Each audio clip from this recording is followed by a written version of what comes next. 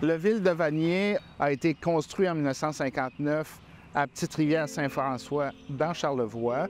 C'est la dernière goélette à fond plat qui a été construite. Le premier nom du Ville de Vanier, c'était le Jean-Richard.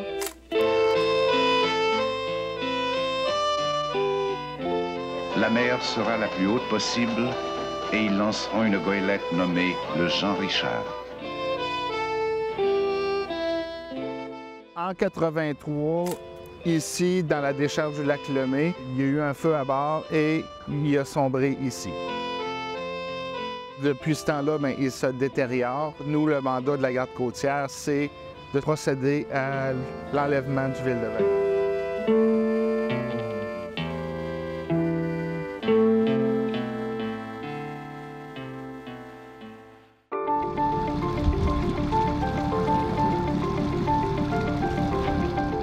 Le mandat de la garde côtière, c'est de s'assurer que les épaves soient sécuritaires et pour le public et l'environnement. Mon nom est Pierre Néis. Je suis agent principal d'intervention environnementale et d'enginerie maritime à la garde côtière canadienne.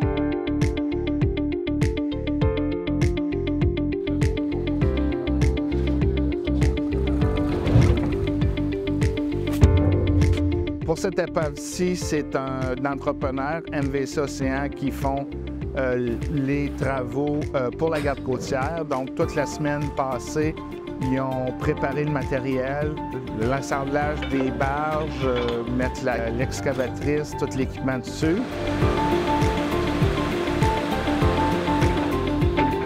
Depuis hier, on est en opération. C'est une opération qui va durer environ 3 semaines.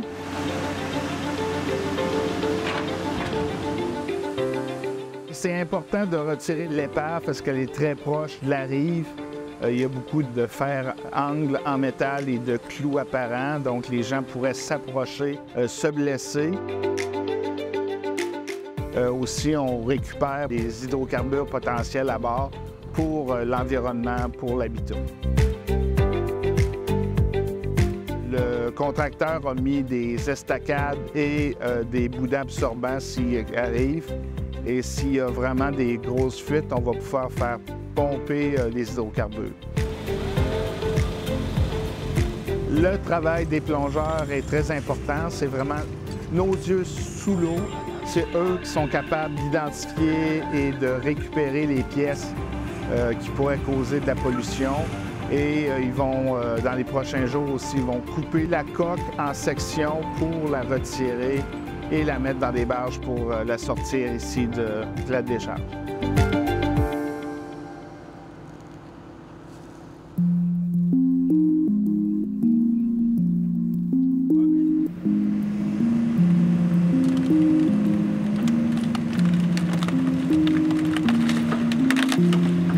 Tous les parties de l'épave vont être envoyées dans des centres de tri ou de disposition agréés par le gouvernement du Québec. Quelques objets vont être récupérés par le Musée maritime de Charlevoix pour une future exposition. La chaloupe, c'est bien correct. Mon nom, c'est Hubert Desgagnés. Je suis conseiller scientifique pour le Musée maritime de Charlevoix. L'intérêt du musée, c'est qu'on assiste à la disparition, ni plus ni moins, d'une des dernières goélettes dont on pouvait voir les vestiges. C'est important de récupérer certains éléments, étant donné que le bateau avait été quand même très bien identifié par Pierre Perrault, qui en a fait un film, qui a tourné en 1958-59 les différentes étapes de construction de Jean-Richard. C'est la dernière goélette construite dans Charlevoix, une goélette à fond plat, dite goélette du Saint-Laurent, donc un caboteur en bois. Là, c'est la destruction du bateau, donc c'est l'acte ultime, si on veut, c'est comparable à un décès final et terminal. Puis le musée trouvait important de conserver des éléments rappelant les méthodes de construction de cette époque-là. Bon, étant donné qu'on ne peut pas ramener le bateau compte tenu de sa condition, il y a certains éléments comme l'hélice, il y avait les tambours, il y avait également l'étrave qui nous intéressait. Il y y a certains plus petits éléments, comme par exemple le moteur. On a réussi à sauvegarder la plaque signalétique du moteur. Donc, on a une identification encore plus exacte de ces éléments-là. Puis pour nous, c'est de documenter le bateau, documenter ce qui en reste pour faire, si on veut, un début et une fin en mémoire de ceux qui ont travaillé, des artisans qui ont travaillé et des marins qui l'ont navigué.